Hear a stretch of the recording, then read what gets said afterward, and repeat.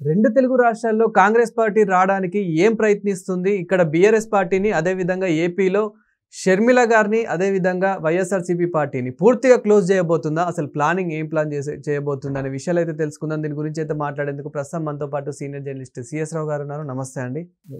తెలంగాణలో బీఆర్ఎస్ పార్టీని, అదే విధంగా ఏపీలో వైఎస్ఆర్సీపీ పార్టీని అండ్ షర్మిల గారిని కూడా మొత్తం పూర్తిగా క్లోజ్ చేయబోతుందా కాంగ్రెస్ పార్టీ? అసలు కాంగ్రెస్ పార్టీ ఏం ప్లాన్ చేయబోతుంది? ఫ్యూచర్లో ఎలా ఉండబోతుంది? యాక్చువల్గా ప్రశాంత్ కిషోర్ గారు 2024 ఎన్నికలకు ముందు ఒక నివేదిక ఇచ్చారు.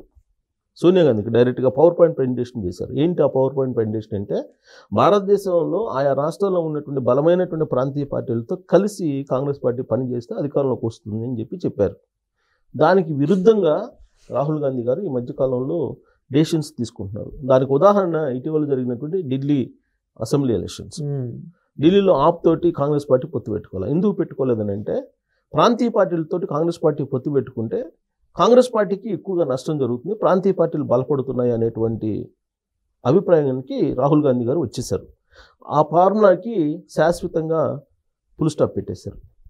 కాంగ్రెస్ పార్టీ ఓన్గా పోటీ చేసి ఎన్ని స్థానాలు వచ్చినా పర్లేదు, కాంగ్రెస్ పార్టీ ఓట్ బ్యాంకు పదిలంగా ఉంటుంది, కాబట్టి మనం కాంగ్రెస్ పార్టీని బలోపేతం చేయాలి, ప్రాంతీయ పార్టీలు నమ్ముకోవడానికి లేదు అనేటువంటి కాన్సెప్ట్కి వచ్చినటువంటి కాంగ్రెస్ పార్టీ అధిష్టానం తెలంగాణలో, ఆంధ్రప్రదేశ్లో కాంగ్రెస్ పార్టీని ఏ విధంగా బలోపేతం చేయాలనే దాని మీద సీరియస్గా ఒక వ్యూహాన్ని రచించారు. దాంట్లో భాగంగా ఇక్కడ ఆల్రెడీ అధికారంలో ఉంది కాంగ్రెస్ పార్టీ. రాబోయేటువంటి రోజుల్లో మళ్ళీ అధికారంలో రావడానికి బీసీ కార్డుని ప్లే చేస్తూ ఉంది. బీసీ కార్డుని ప్లే చేస్తూ జనగణన, కులగణన చేసింది ఫస్ట్ టైం. అది కాంగ్రెస్ పార్టీ చేసింది. కాంగ్రెస్ పార్టీయే బీసీలకు న్యాయం చేస్తుంది అనేటువంటి కాన్సెప్ట్ తోటి వాళ్ళు వెళ్తున్నారు. అంటే వాళ్ళ ఉద్దేశం ఏంది?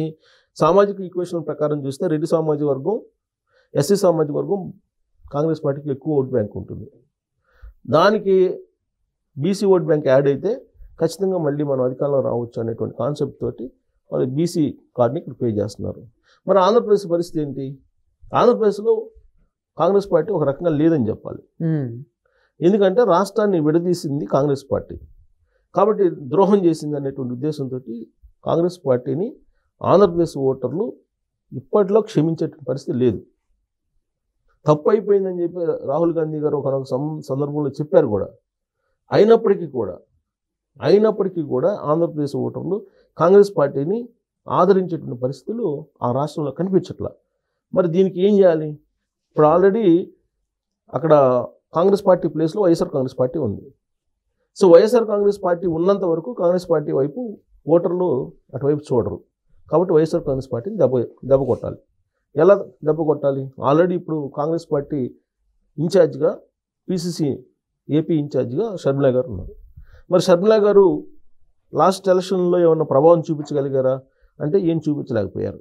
5%, 3%, 4% ఓట్ బ్యాంక్ తప్ప ఎక్కడ కూడా కాంగ్రెస్ పార్టీకి పూర్వ వైభవం దిశగా అడుగులు వేస్తున్నట్టు కనిపించట్లేదు. కొన్ని యాక్టివిటీస్ ఉన్నాయంటే లేవు. అందుకని కాంగ్రెస్ పార్టీ అధిష్టానం ఏం చేసింది? వర్కింగ్ ప్రెసిడెంట్ని అపాయింట్ చేసింది. ఎవరెవరు వర్కింగ్ ప్రెసిడెంట్లు అంటే, అధిష్టానానికి అత్యంత సన్నిహితంగా, నమ్మకస్తునిగా ఉన్నటువంటి జేడీ శీలం గారు, మాజీ ఐఏఎస్, ఎస్సీ సామాజిక వర్గం. అలాగే మస్తాన్ వల్లి గారు, ఆయన స్టూడెంట్స్ రాజకీయాల నుంచి, ఎన్ఎస్యూ నుంచి కాంగ్రెస్ పార్టీలో ఎమ్మెల్యే అయినటువంటి వ్యక్తి. సో వీళ్ళిద్దరిని వర్కింగ్ ప్రెసిడెంట్లుగా నియమించింది. మస్తాన్ వల్లిని అలాగే జేడీ శీలం, వీళ్ళిద్దరిని వర్కింగ్ ప్రెసిడెంట్గా నియమించింది. గతంలో ఎప్పుడు వర్కింగ్ ప్రెసిడెంట్లు అక్కడ ఆంధ్రప్రదేశ్లో లేదు. ఇక్కడ వర్కింగ్ ప్రెసిడెంట్ అనేది కాంగ్రెస్ పార్టీలో రేవంత్ రెడ్డి గారి దగ్గర నుంచే స్టార్ట్ అయింది. ఓకే, అక్కడ ఇప్పుడు ఇద్దరు వర్కింగ్ ప్రెసిడెంట్లు వేశారు. అక్కడ వర్కింగ్ ప్రెసిడెంట్ వేసి ఇప్పుడు షర్మిల గారికి ప్యారలల్గా వ్యూహాన్ని రచించేటువంటి కార్యక్రమం చేస్తూ ఉన్నారు. కారణం ఏంటి? వీళ్ళనంత వరకు వైఎస్ఆర్ కాంగ్రెస్ పార్టీని క్లోజ్ చేయాలి. ఒక వైఎస్ఆర్ కాంగ్రెస్ పార్టీ బలంగా ఉన్నంత వరకు కాంగ్రెస్ పార్టీకి ఓట్ బ్యాంకు ఉండదు. ఎందుకు? YSR Congress party vote bank అలాగే కాంగ్రెస్ ఓట్ బ్యాంకు 80% ఒకటే. ఎప్పుడైతే కాంగ్రెస్ పార్టీ బలహీన పడిపోయిందో అప్పుడే వైఎస్ఆర్ కాంగ్రెస్ పార్టీ బయటకు వచ్చింది. అందుకే తల్లి కాంగ్రెస్, పిల్ల కాంగ్రెస్ అంటారు వాటిని. షర్మిల గారు ఈ మధ్యకాలంలో ఏమన్నారు? ఎప్పటికైనా పిల్ల కాంగ్రెస్ వచ్చి తల్లి కాంగ్రెస్లో కలవాల్సిందేనని చెప్పి ఆవిడ వ్యాఖ్యానిస్తున్నారు. పైగా ఇప్పుడు కూటమిని ఎదుర్కోవాలని అంటే కనుక జగన్మోహన్ రెడ్డి గారి యొక్క బలం సరిపోవట్లేదు వైఎస్ఆర్ కాంగ్రెస్ పార్టీ. ప్రత్యామ్నాయంగా కూటమి కట్టాలనేటువంటి ఆలోచన ఆయన కూడా చేస్తున్నారు అనేది కూడా ఇప్పుడు రాజకీయ వర్గాల్లో వినిపిస్తుంది.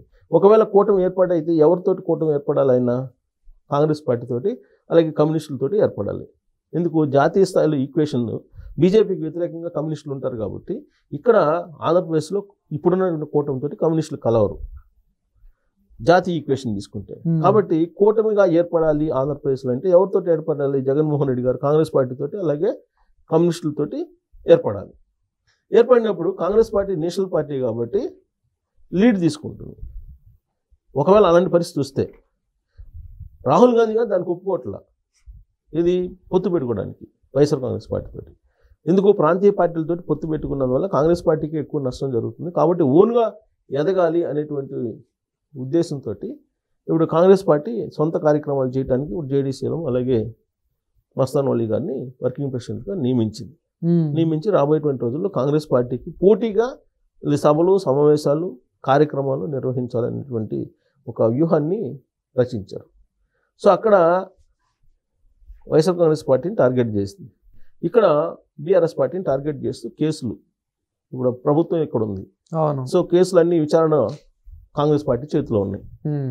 కాంగ్రెస్ పార్టీ చేతిలో ఉంది. ఇప్పుడు క్యాబినెట్ సమావేశం అయింది. క్యాబినెట్ సమావేశం అయిన తర్వాత సిబిఐకి ఎంక్వైరీ ఇస్తారనుకున్నారు. ఇవాళ సిబిఐకి ఎంక్వైరీకి ఇస్తే ఢిల్లీ కేంద్రం కోర్టులోకి వెళ్ళిపోతుంది, అంటే బీజేపీ కోర్టులోకి వెళ్ళిపోతాయి ఈ కేసులన్నీ. కానీ రాష్ట్ర పరిధిలోనే ఉన్నాయి. రాష్ట్రంలో ఉండేటువంటి దర్యాప్తు సంస్థల చేతనే ఆ దర్యాప్తును చేయించేటువంటి అవకాశం ఉంది. దాంతో బీఆర్ఎస్ పార్టీని క్లోజ్ చేయాలి అనేటువంటిది ఒక స్కెచ్ కాంగ్రెస్ పార్టీ అధిష్టానం వద్ద ఉందని చెప్పి కాంగ్రెస్ పార్టీ సీనియర్లు చర్చించుకుంటున్నారు. సో కాబట్టి రాబోయేటువంటి రోజుల్లో ఇక్కడ బీఆర్ఎస్ పార్టీ బలహీనపడితే కాంగ్రెస్ పార్టీ బలపడుతుంది, అక్కడ వైఎస్ఆర్ కాంగ్రెస్ పార్టీ బలహీనపడితే కాంగ్రెస్ పార్టీ బలపడుతుంది. ఈ ఈక్వేషన్లో ఏం చేయాలి అనే దాని మీద ఇప్పుడు తర్జన భర్జన పడుతూ కొన్ని నియామకాలు సంస్థాగతంగా ఆంధ్రప్రదేశ్లో చేపట్టారు. ఇక్కడేమో కేసులకు సంబంధించినటువంటి దాని మీద సమీక్షిస్తూ ఉన్నారు. ఆ సమీక్షించడంతో పాటు సోషల్ ఇంజనీరింగ్కి సంబంధించినటువంటి ఈక్వేషన్స్ కూడా చూస్తున్నారు. అందుకే ఢిల్లీ వెళ్ళినటువంటి రేవంత్ రెడ్డి గారు గ్రేటర్ హైదరాబాద్ ఎలక్షన్స్ గురించి మాట్లాడారు, లోకల్ బాడీ ఎలక్షన్స్ గురించి మాట్లాడారు, అలాగే జూబ్లీ హిల్స్ ఉప ఎన్నికల గురించి కూడా మాట్లాడారు. బీహార్ ఎన్నికలతో పాటు జూబ్లీ హిల్స్ ఉప ఎన్నిక కూడా వచ్చేటువంటి అవకాశం ఉంది. కాబట్టి మనం దాన్ని గెలుచుకోవాలి అనేటువంటిది ఢిల్లీలో ఆయన మాట్లాడారు, అంటే బీఆర్ఎస్ పార్టీని టార్గెట్ చేస్తూ. సో కాబట్టి రాబోయేటువంటి రోజుల్లో ఈ రెండు పార్టీలని, ఎందుకంటే ఈ రెండు ఒకటే కలిసిమెలిసి ఉన్నాయి. రెండు రాష్ట్రాల్లో పార్టీలు వేరుగా ఉన్నప్పటికీ కూడా బీఆర్ఎస్ అక్కడ వైఎస్ఆర్సీపీ వేరుగా ఉన్నప్పటికీ కూడా బట్ ఈ రెండు పార్టీలు కలిసిమెలిసి రాజకీయాలు చేయటంలో కానీ లేదంటే ఆర్థికపరమైన అంశాలను షేర్ చేసుకోవటంలో కానీ వాళ్ళు కలిసి వెళ్తున్నారు. సో అందుకే ఈ రెండు పార్టీలు ఇక్కడ ఉండకూడదు, ఈ రెండు పార్టీలు ఉన్నంత వరకు భవిష్యత్తు ఉండదని చెప్పి కాంగ్రెస్ పార్టీ అనుకుంటుంది, అలాగే బీజేపీ కూడా అనుకుంటుంది. ఇప్పుడు బీజేపీ అంటే యాక్చువల్గా బీజేపీ ఓట్ బ్యాంక్ కాదు, YSR Congress party vote bank BJP vote bank కాదు. ఇక్కడ BRS party vote bank BJP vote bank ఒక యాంగిల్లో. ఇది హిందూ ఓట్లు, హిందూ లేదు బంధువు లేదు అన్నాడు ఒక మూమెంట్లో కేసీఆర్. అందుకని అందరూ బీజేపీ వైపు సర్దుకున్నారు. మీకు హైదరాబాద్ గ్రేటర్ హైదరాబాద్లో చూస్తే కనుక మనకు హిందూ ఓట్ బ్యాంకు ఎవరికి ఎక్కువ ఉంటుంది అంటే బీజేపీకి ఎక్కువ ఉంటుంది, బీఆర్ఎస్ పార్టీకి ఉండదు. సో ఇలా ఒకవైపు కులాలకు సంబంధించినటువంటి ఈక్వేషన్స్, ఇంకొక వైపు కేసులకు సంబంధించిన ఈక్వేషను తెలంగాణలో. అక్కడేమో కేవలం వైఎస్ఆర్ కాంగ్రెస్ పార్టీని టార్గెట్గా చేసుకొని ఈక్వేషన్స్ను రచిస్తూ ఉంది. సో రాబోయేటువంటి రోజుల్లో మరి షర్మిలాని కూడా తప్పించే అవకాశం ఉంది. అంటే తన అన్న మీద ఈ పోరాడగలదా లేదా అనేది కూడా సందేహం ఉంది కాంగ్రెస్ పార్టీకి. ఆమె మీద నమ్మకం లేకనే ఇప్పుడు వర్కింగ్ ప్రెసిడెంట్ని నియమించారు, లేదంటే వర్కింగ్ ప్రెసిడెంట్ నియమించాల్సిన అవసరం లేదు. అక్కడ వీళ్ళిద్దరు కలిసి నాటకం ఆడుతున్నారా అనేటువంటి అనుమానం కూడా ఉంది కాంగ్రెస్ పార్టీలో ఉంది, మిగతా పార్టీలో కూడా ఉంది.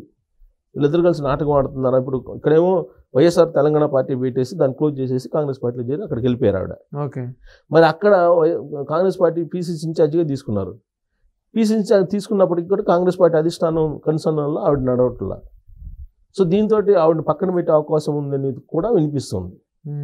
ఎప్పుడైనా పక్కన పెట్టే అవకాశం ఉంది. సో ఎవరు జగన్మోహన్ రెడ్డి గారికి ధీటుగా పనిచేయగలరు అనేది కూడా అన్వేషిస్తుంది. ఆ నియామకం కూడా త్వరలో జరగబోయే అవకాశం ఉంది. దానికంటే ముందు వర్కింగ్ ప్రెసిడెంట్ ఇద్దరిని ఏర్పాటు చేశారు కాబట్టి వైఎస్ఆర్ కాంగ్రెస్ పార్టీ టార్గెట్గా ఒక స్టెప్ కాంగ్రెస్ పార్టీ వేసిందని చెప్పి అనుకోవచ్చు. Thank you.